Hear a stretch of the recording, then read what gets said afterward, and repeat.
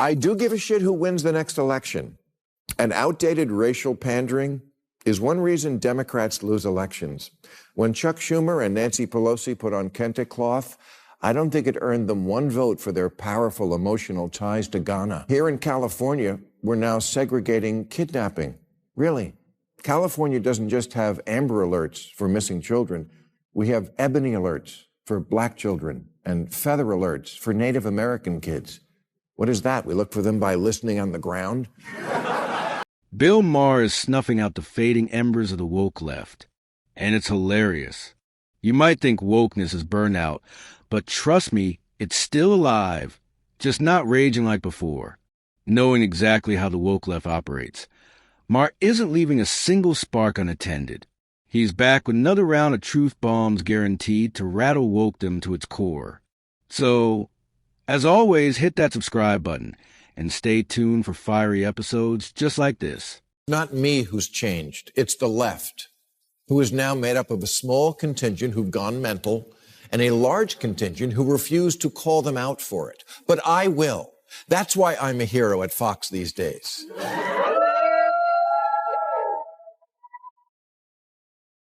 Which shows just how much liberals have their head up their ass, because if they really thought about it, they would have made me a hero on their... Yep, that's true. Bill Maher has unexpectedly become a folk hero for conservatives and classical liberals alike. Not because he's changed sides, but because he's one of the few willing to torch the nonsense coming from his own camp. While most leftist comedians tiptoe around woke policies, Ma dives in head first, dismantling them with sharp wit and brutal honesty. But come to think of it, it shouldn't even be considered heroic to criticize wokeness. Wokeness is the enemy of common sense, twisting reality until it barely resembles the truth. Anyone with a shred of logic, no matter their politics, should be calling it out. But in today's climate of fear and cancel culture, speaking obvious truths has somehow become an act of rebellion. Not my fault that the party of FDR and JFK is turning into the party of LOL and WTF. It's sad to see what has become of the party that once birthed great presidents like Franklin D. Roosevelt and John F. Kennedy, leaders who championed national unity, economic growth, strong borders, and a proud, unapologetic American identity. These ideals have been betrayed by today's modern left, which is more obsessed with virtue signaling, identity politics, and appeasing fringe agendas than with serving the everyday American. The party has become so toxic and detached from its roots that even core Democrats like Robert F. Kennedy Jr. have abandoned ship and joined the Republicans. It's a damning sign when a Kennedy whose family name is practically Democratic royalty decides the party no longer represents the America they once fought for. Members of Congress tweeting things like cancel rent, cancel mortgage, and no more policing or incarceration, declaring that capitalism is slavery, canceling Lincoln and Dr. Seuss, teaching children they're oppressors and math is racist, making Mr. Potato Head gender neutral, and now an emoji for pregnant men. Real, I'm not making it up. For centuries, the definition of a woman was unquestioned. It wasn't political. It wasn't controversial. It was rooted in biology, reality, and common sense. But then the woke left came storming in, declaring that our ancestors, scientists, and every generation before us somehow got it wrong. Why?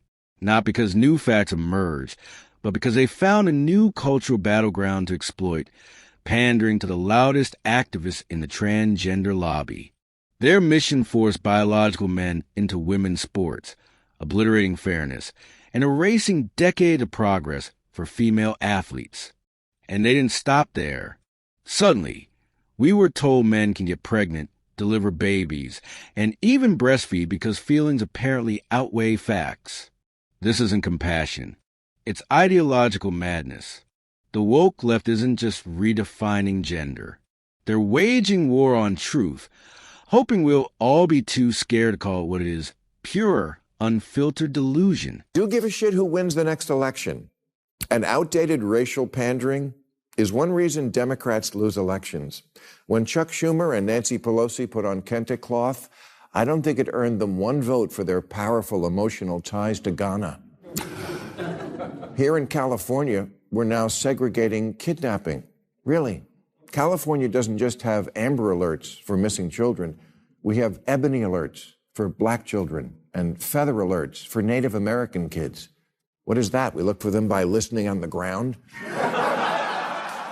The left's unhealthy obsession with identity politics is a political suicide note, and it's going to cost them any real shot at power in 2028. We've seen this movie before. They played the same game last year, prioritizing virtue signaling over actual governance, and the voters sent them packing. But have they learned? Not a chance. They're too entangled in their own theatrics, chasing applause from Twitter mobs and activist elites, while ignoring the kitchen table issues that actually matter to everyday Americans like the economy, national security, and personal freedom. Instead of fixing problems, they're fixated on optics, hashtags, and the latest manufactured outrage. The left has become a party of performance, not policy. And while they're busy patting themselves on the back for being on the right side of history, the rest of the country is moving on, leaving them behind in the dust of their own political circus. Even if you like identity politics, this kind of thing is antiquated. From 2010 to 2020, the number of people identifying as multiracial in America went up 276%. 1 in 5 newlyweds now are in an interracial marriage, and that number goes up to 100% in ads for Subaru.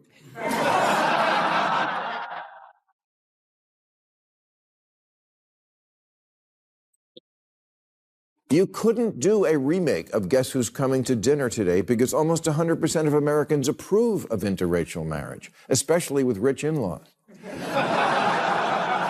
And 95% of white women would leave their husband to marry Idris Elba. Mon nails it when he says identity politics is a dead end. And here's why. America today is a massive melting pot, a vibrant mix of races, cultures, and backgrounds. And guess what? Most people have moved past obsessing over melanin levels. They've realized something the woke left can't seem to grasp. We're all just human, and skin color is exactly that, skin color. It doesn't define your worth, your character, or your destiny. But the left keeps trying to revive old racial divides, clinging to grievances like it's still the 1960s. They push the narrative that every interaction is a battle of oppression versus privilege, ignoring the reality that millions of Americans live, work, and thrive together every day. Mars, right? Identity politics isn't just outdated. It's counterproductive in a nation that's already blended and bonded. The left's obsession with skin color looks less like progress and more like pure political desperation. Elba, who says, as humans, we are obsessed with race, and that obsession can really hinder people's aspirations. Actress Raven-Symoné agrees. She told Oprah, I'm tired of being labeled. I'm not an African American. I'm an American.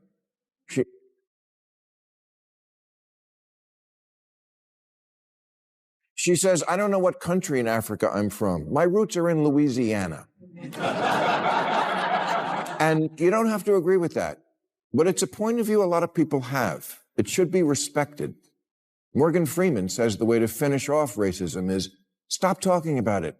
I'm going to stop calling you a white man, and I'm going to ask you to stop calling me a black man.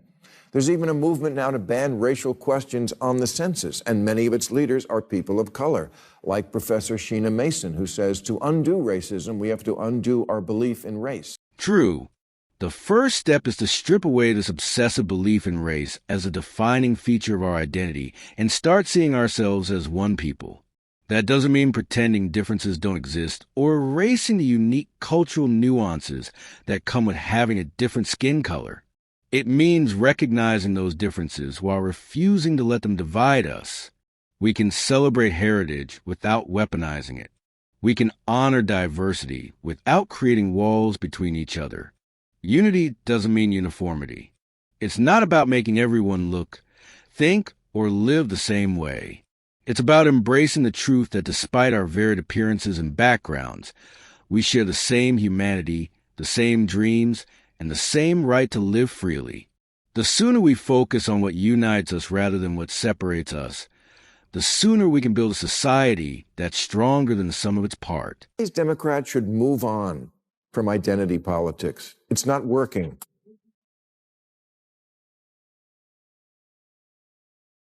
It's not working for them or for us. Democrats are hemorrhaging the very voters they think they're pandering to. The Financial Times writes, Democrats are going backwards faster with voters of color than any other demographic, and suggests the reason is that a less racially divided America is an America where people vote more based on their beliefs than their identity. Exactly. Far-left liberals are living in an old paradigm. Americans don't fit into neat little boxes anymore. Who has the #1 country song right now? Beyonce. Racial stereotypes are crumbling in modern America. Yet, the Democrats seem determined to live in the past, clinging to outdated narratives as if nothing has changed. As Maher points out, this obsession with old grievances is not only tone-deaf, it's politically self-destructive. While the rest of the country moves forward, building friendships, businesses, and communities across racial lines, Democrats keep trying to reframe every issue through the lens of identity politics. That strategy may have worked decades ago, but today it feels out of touch and exhausting. Donald Trump understood this dynamic better than anyone in recent years. He recognized how toxic and divisive identity politics had become and made a deliberate choice to steer clear of it, focusing instead on issues that resonated with everyday Americans. That's one of the key reasons he won so decisively, by talking to people as citizens, not as demographic boxes to be checked. Lil Nas X won a country music award, and he's black and gay.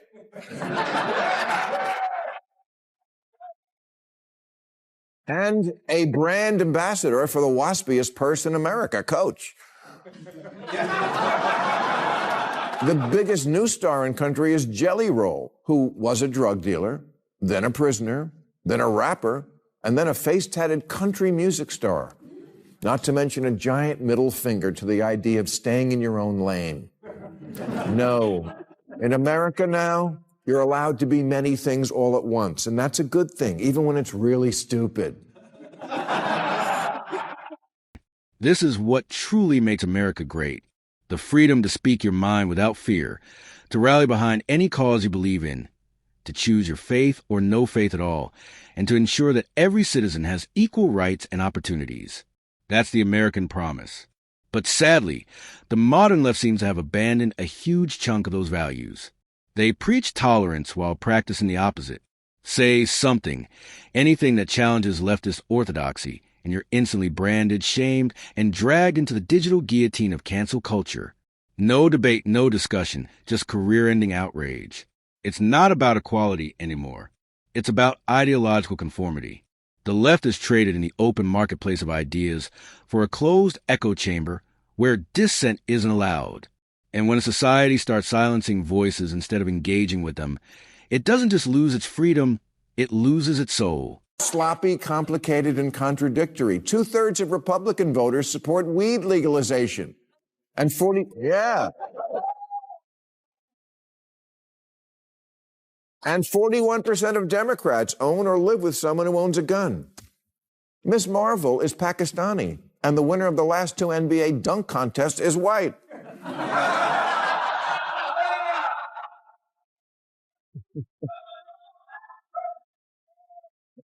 The new Captain America is black, and Spider-Man is black and Puerto Rican, just like AI George Washington.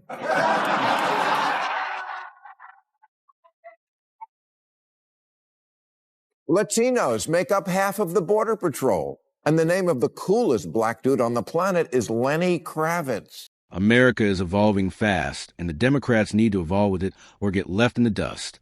The problem is they're still clinging to ideals and strategies that might have worked for them a decade ago, but are now stale, tired, and completely out of step with the current political climate. The country has moved on, but the DNC is still running the same old playbook, hoping for the same results. It's not working. When Trump lost the election the first time, He didn't sulk. He recalibrated, sharpened his message, and came back stronger, more energized, and more in tune with his base. That's exactly what the Democrats need to do if they want a fighting chance. Adapt, rethink, shed the dead weight of outdated talking points. In politics, you either evolve with the times or become a fossil.